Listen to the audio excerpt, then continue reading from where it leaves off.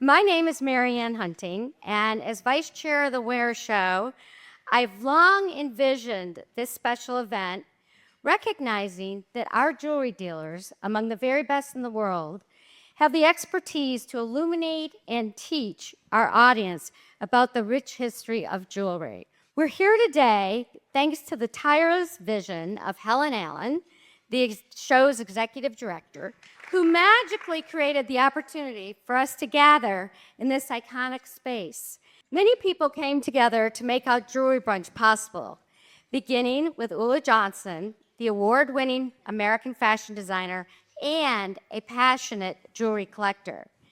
Did anyone see the piece in the Financial Times last November? It opened with her words, quote, "My personal style signifier is my jewelry.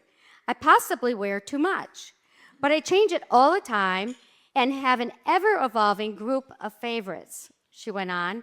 "I wear my jewelry all the time and don't consider anything special occasion or precious. I joke with my family that I want to be buried in all of it."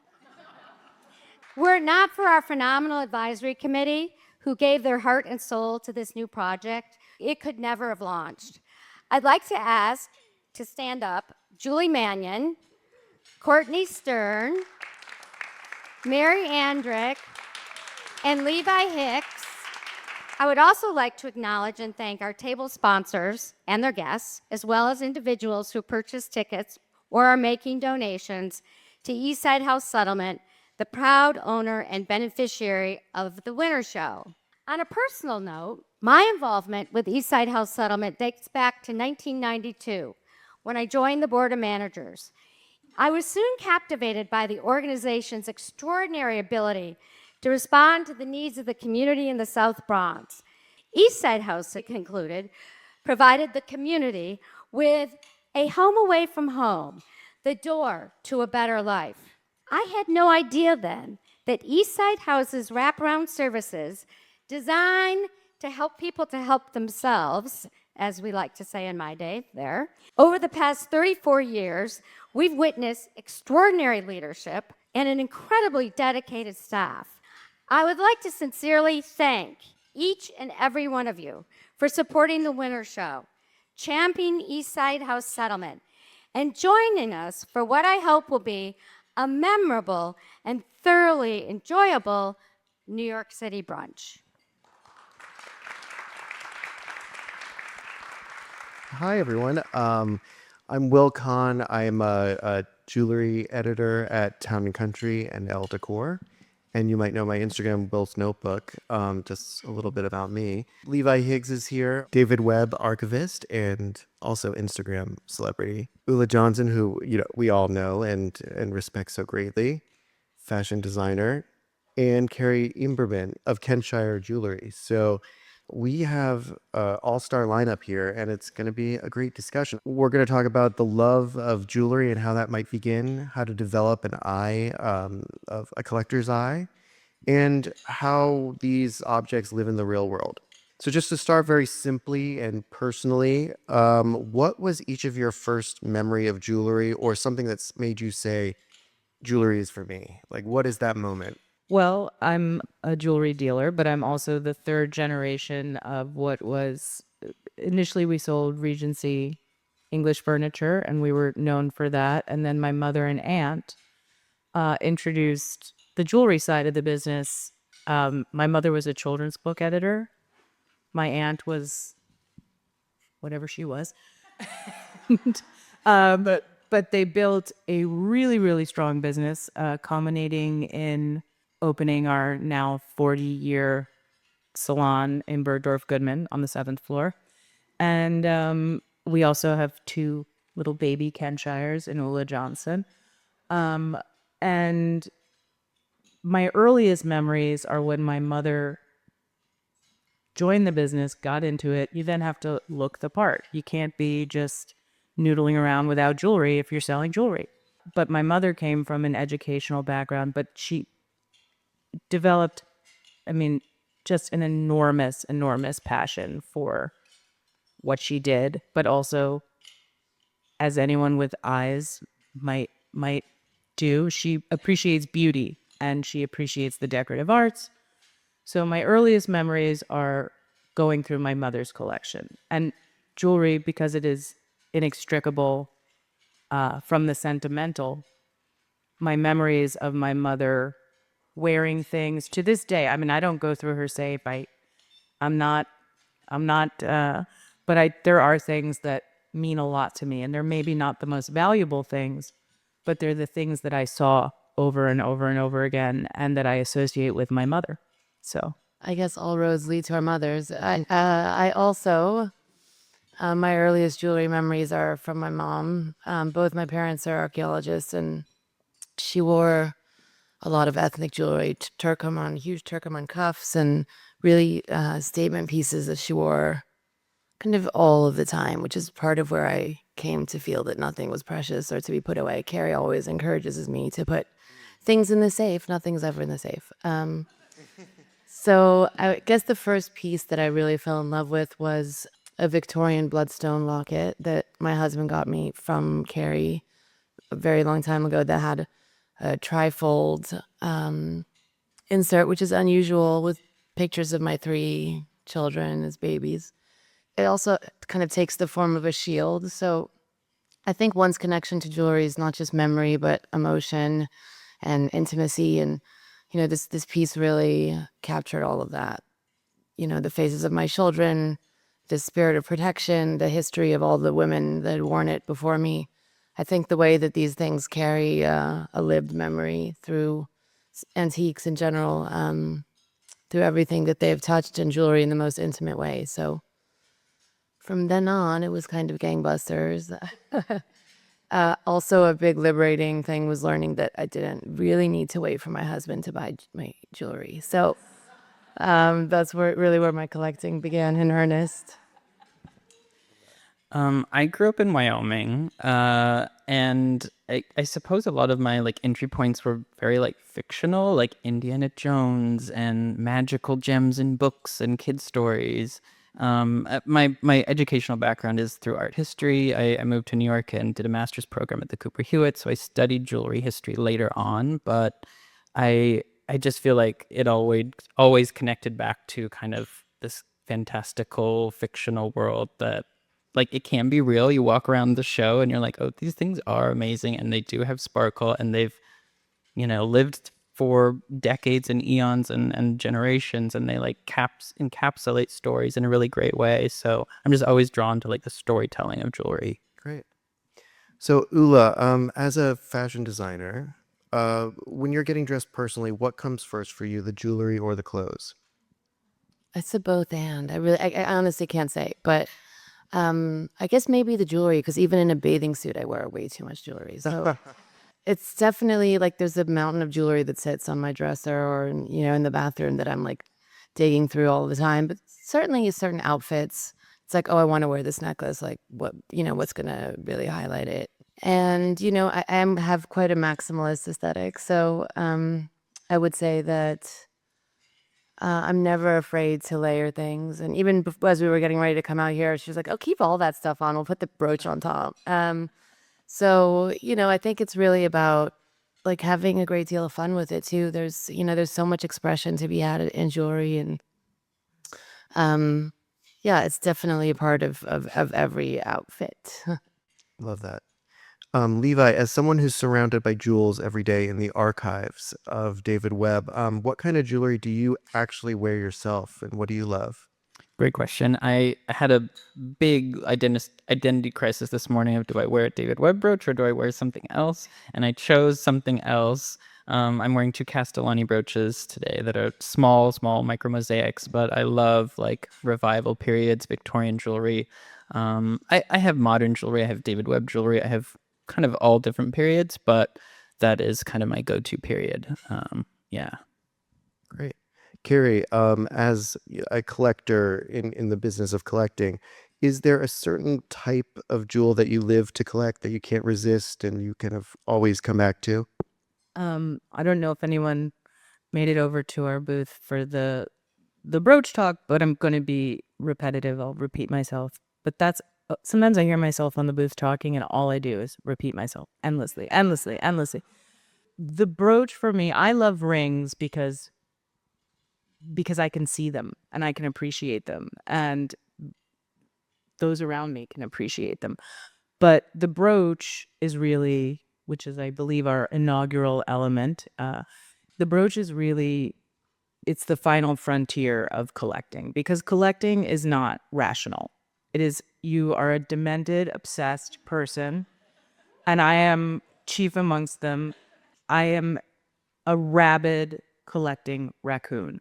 And I don't think you can do this. You cannot be a dealer unless you love the eccentric personalities, pieces, etc. But also, you have to love what you do. You have to understand that your clients are also, and sometimes clients are just wanting kind of a jewelry wardrobe. They're wanting, like, I have the necklace, this makes me feel put together, the earrings, etc. But I love brooches because they are really a talking point. They're a conversation you're having with someone else, and they're whimsical.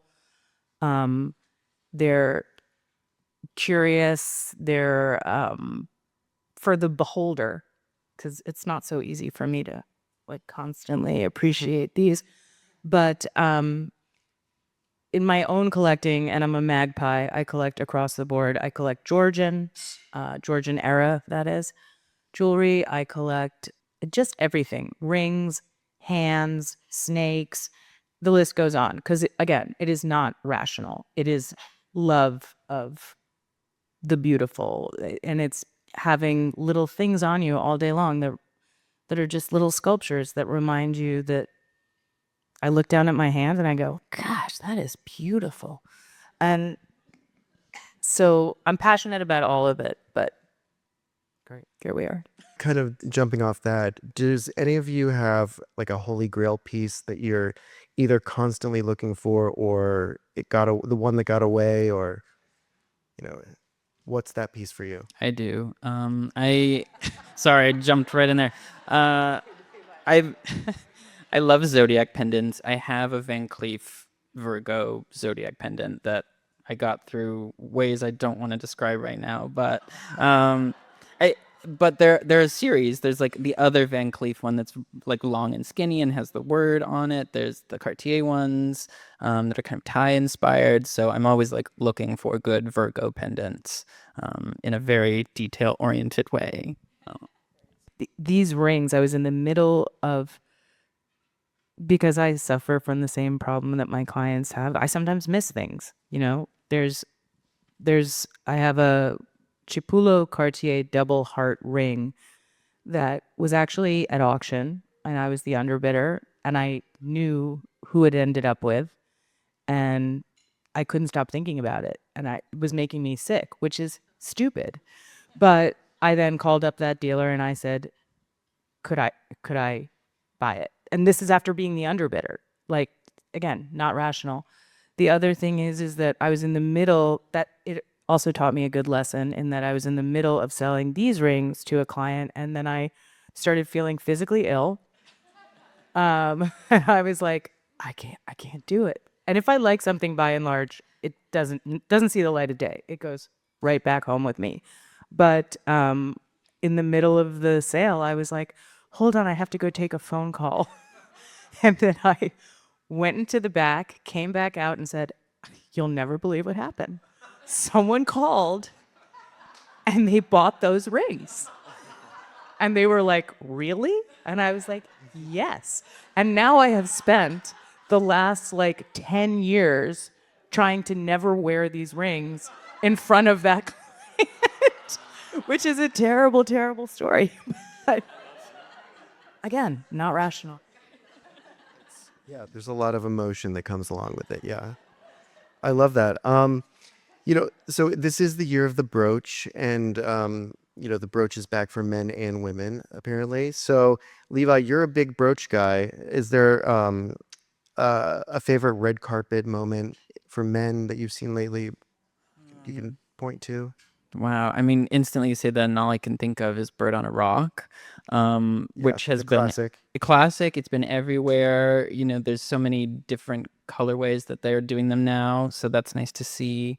I think John M. Chu had like beaded brooches of Cynthia Erivo and Ariana Grande at the Golden Globes, which were very funny. So I think brooches can be cheeky. They're, as you say, they're like conversation pieces. You go to a museum and the docents have button badges that say, "Ask me about the exhibition." And I feel like that's what brooches do. Like they invite conversation. They invite conversation about, why you're wearing it, what it is, what's the history. So, that's what you want people to be doing, is talking about them.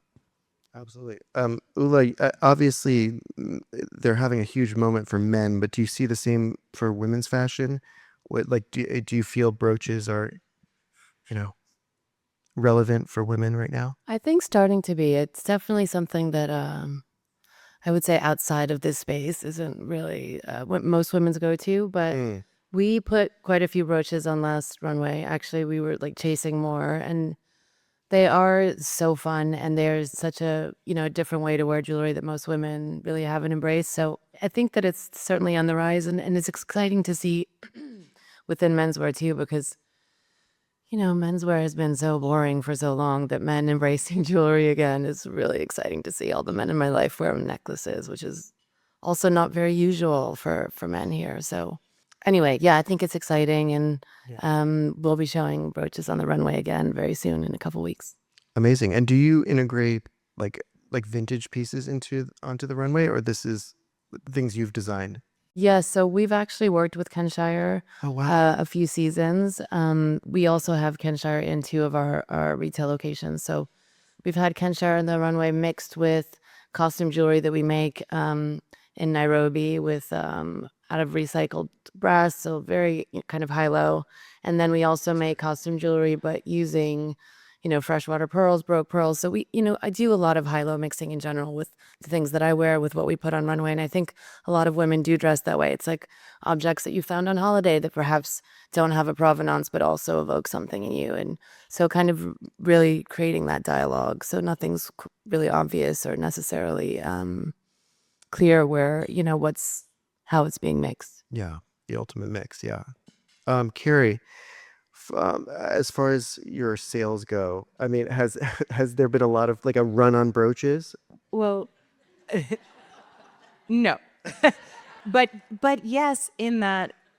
So when my mother and aunt started the jewelry side of the business, it was the 80s. So you had power suits, and we owe a tremendous debt to not just my aunt but Camilla Deeds Bergeron, all of the people, the women. It's always kind of funny to me because it's still kind of a man's world, the trade. There's a paucity of women dealers. But in theory, and I don't want to get into like a whole non-binary conversation, in theory, women are the end users for a lot of these things. But the trade is still very much dominated by men. And when I look back to like as I said, my mother in the 80s power suit with brooch, I mean, it was like really, to go back to your point, it was a really talismanic, powerful statement, the brooch. These things are cyclical. So anytime that Robert Downey Jr. drops out a brooch, or any time that, like when Sex and the City started, and it was really brooch centric, she was banging a brooch on everything. We get all these calls like, are brooches big again? For us, they never went out, quite simply. I mean, the brooch historically is one of the most important pieces of jewelry, whether you're talking a giant like Devant de Corsage by Boucheron, or whether you're talking about a bird on a rock. The brooches are really what the high houses are known for. They're really recognizable. Frank Everett, the other night, I believe someone was wearing a flamingo. Okay, I can't. Well, it wasn't you, but my point being is that anytime it is all cyclical. So brooches come back, brooches go out. For us, they will never go out. They will always be a thing. And yes, of course, when someone during award season, then we get a lot of calls for brooches. Am I expecting a windfall in brooches? Not necessarily. But the brooches that we have here at the show, obviously my brother and I, who's my business partner, we buy everything and I would wear everything. So I'm always kind of, we're not following trends. We simply are not aware of them. And then also it's not interesting to us. So Yeah, that makes sense. Yeah, but and because you all have such enriched and kind of seasoned eyes, I think one thing we wanted to talk about here was kind of how to train one's eye to be a collector. Is there any advice you all would give novice collectors or starting out moments? Kind of, what would be the first steps or any tips?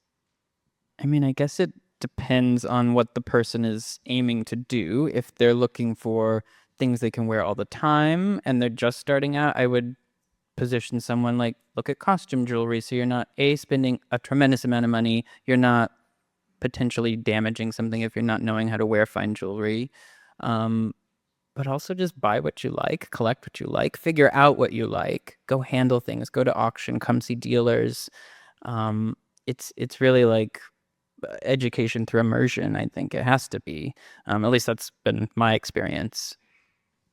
I mean, I would say the same, follow your heart, and also just see a lot of things. I would say I'm still in the nascency of developing my collector's eye with respect to jewelry. I mean, as far as textiles and vintage garments, I definitely can recognize provenance, origin, time. Like I'm able to, from a distance, honestly, understand those things. With jewelry, I would say I also have learned by exposure, by, constantly seeing things and also finding people who you admire both as dealers, collectors, and really looking at what attracts them, what attracts you, what feels personal. I think that having a prescripted notion of what a collector's eye is or what it means to collect is quite narrow. So, people, first of all, I collect like, like Carrie, jewelry is just one of many things that I collect.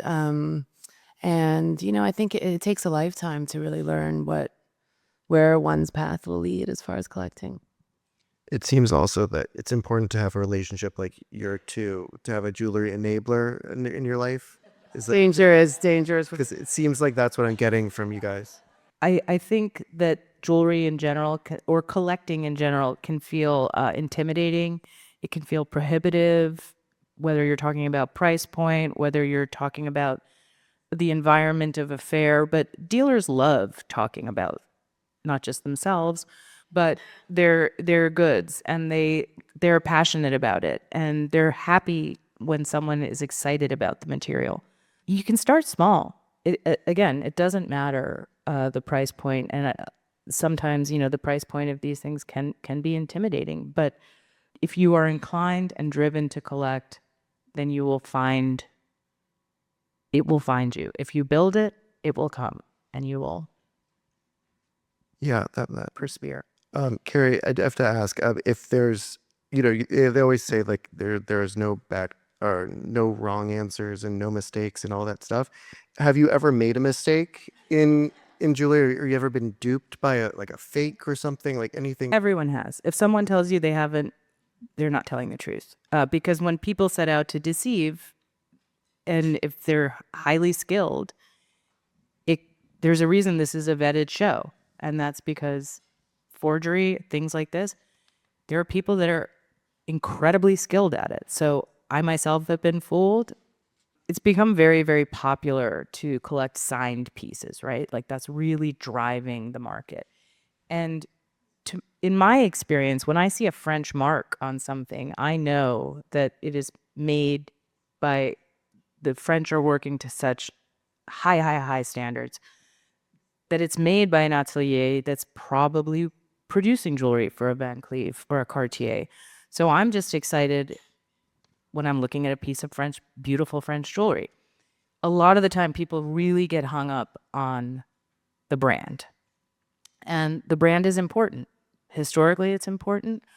But I would say don't miss out on something because you think you're investing or you think that this one thing will appreciate.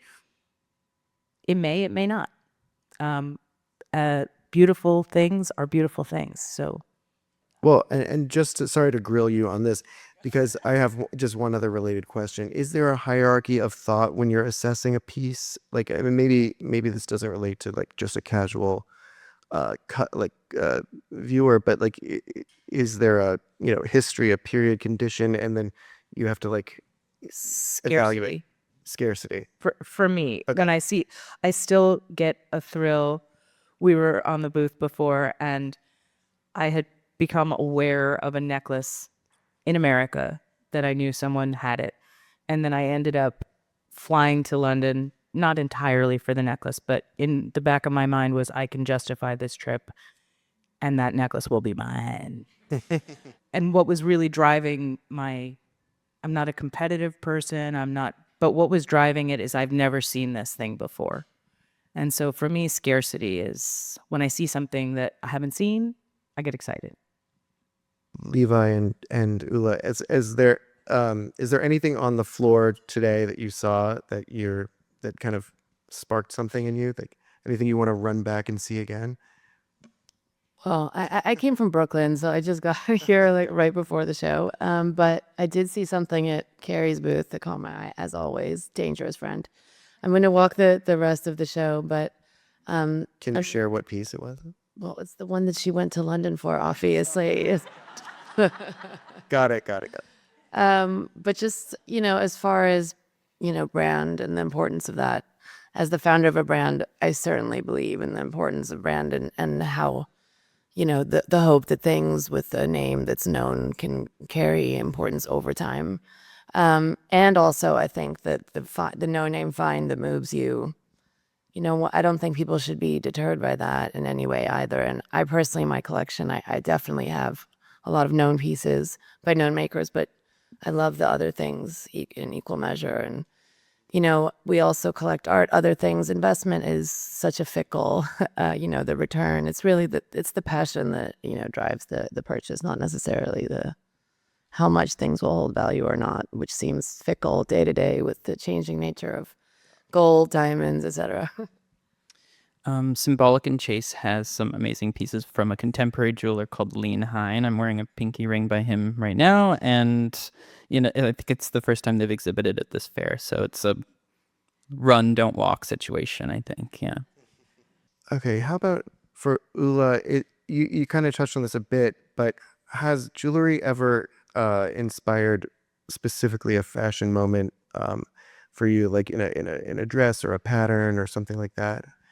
Well, I think I'm drawn to very similar motifs in jewelry as I am in pattern and Mm. print. And, I am quite drawn to asymmetry or imperfection. I love Victorian diamonds and rose cuts and the not obvious choices, I guess. I also love anything that evokes nature, hearts, shells, flowers, snakes, and these are motifs that really recur in my work as well. So I think there is like a very robust naturalistic dialogue as far as what I'm gravitating towards in jewelry and as far as motifs in the ready to wear.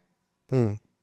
That makes sense. So it kind of follows you. And with Levi in the same way, as you work in the archives and it's kind of about preservation and making sure things are not broken, etc. Do you feel that collectors have a responsibility to kind of like protect their jewelry as like stewards of history? Yeah, I mean, I think it was Elizabeth Taylor who said that she's just a custodian of her jewelry, right? So that's my own personal mentality too. It's like, okay, I'm amassing this collection of stuff that is my taste, my vision, my relentless pursuit of these things. And like, what's going to happen to it? I don't have children. I've got some nieces. Are they going to want it? I don't know. I think if you're a collector of a certain caliber, like you should be thinking, could this go to a museum? Could I endow a gallery? Could obviously there's auction sales of all these amazing collections that happen, but maybe there's like a philanthropic bent that could be involved with collecting. Obviously there is, but I just mean, I wish more people would think of that. Definitely. And when it comes to what people should think with their jewelry, Carrie, what's the biggest mistake you see people make when caring for their pieces? This one right here is very hard on her jewelry. Like, we've known each other since university, and it never occurred to me that either one of us would be in possession of a lot of jewelry when we were at like college parties or whatever. But don't just wing it. If you have a question about a piece, caring for it, obviously I am not as fast and loose as you are with the stuff. She's like got a whole, they call it an arm party now. To me, an arm party as a dealer, I'm like, oh my God, all those pieces are getting so much wear and tear. But I think it is really durable at the end of the day. I mean, people are like, emeralds are soft. I mean, have I given something a good whack and shattered an emerald? Yes. But by and large, don't wing it. Really ask someone who knows about how you should care for your jewelry. I cannot stand watching movies or TV where someone is getting ready at a vanity and puts perfume all over their jewelry. No, don't do that. No one does that. I'm guilty of all of these things. And hand cream, eye cream, like I know, but we do live in these things, right? And I've definitely been hard on things and damaged things, and then I'm like, oh God, I have to send this back for repair. I'm gonna be in so much trouble. And some things are really hard to replace, like angel skin coral, like hard to find the colors that one would find. So I've learned to be more sensitive with the things that I pull out all of the time. And yet I think objects, gathering dust all the time in a safe makes me sad. So, I bring things out a lot. There's certain things that I bring out for certain holidays that already kind of evoke that sense of memory and time and place. And my daughter's definitely eyeing all my stuff already. And she's 13. I'm like, you're not getting any of this. Anyway, I do think that we are stewards. And I hope, all of these things that we collect, it's in the hopes that someone else will cherish them as much after we're gone. Absolutely. I think so. This is going to be the last question because I think we're almost out of time. So it's a lightning round. Jewelry has a certain magic and power, I think, and we all wear certain talismans or things that give us strength, or maybe just a favorite piece. And could you each describe maybe what that would be for you? What is your kind of one piece that, I don't know, gives you strength or that you love the most? Or Well, I with Carrie made a few pieces. One that was made from a Podparasha sapphire that we spent a very long time sourcing because I wanted this very particular shade of peach. And then we went through a lot of rounds of designing it, and it's a very special thing because it has this old stone, but it's also something entirely new. And the memory of making it, the process of having done it, and the conversations that arise around it. I think it's really special if you're able to kind of collaborate in creating something that's part old, part new. I find that really exciting. Yeah, I agree. The one thing that sprung to my mind was also a commission. I had a brooch commissioned by David Michael Jewelers for my 30th birthday a few years ago, and it's full of narrative. I wanted all these specific things, and we worked together to like get to where I wanted it to be. And it's something I wear often. So it's not like, there's a few things that sit in the jewelry box that I'm like, oh, I never wear this, but I actually do wear that. So it's a special thing for me. When I was first starting in the business and I couldn't afford to buy my own jewelry and I had to just kind of longingly look at my mom's jewelry, there's a Victorian cushion cut diamond snake ring that I have that we were together, and it was when I first started buying, and I knew I wanted to buy, and I knew I had the confidence to buy, but I was just dipping my toe, and my mom said, well, that's a great ring. And I said, if you don't keep that ring, we're going to have a problem, because I wasn't in a position to buy it and keep it for myself, but I was trying to figure out how am I going to get it. And so she bought the ring, and then she gave it to me on my 40th birthday. I'm now 49. But I will also say I'm planning for my 50th birthday. And for my 50th birthday, I'm going to James de Givenchy, who has Taffin, has already said, okay, I'll make you something. So wholeheartedly yes to a commission because it's special and personal. And then also there's just my mom's ring is very special to me. Love that. Well, thank you guys so much. Thank you, Ulla, Levi, and Carrie, for sharing You will. all these great moments with us. And thank you all for being part of this great new tradition at the Winter Show.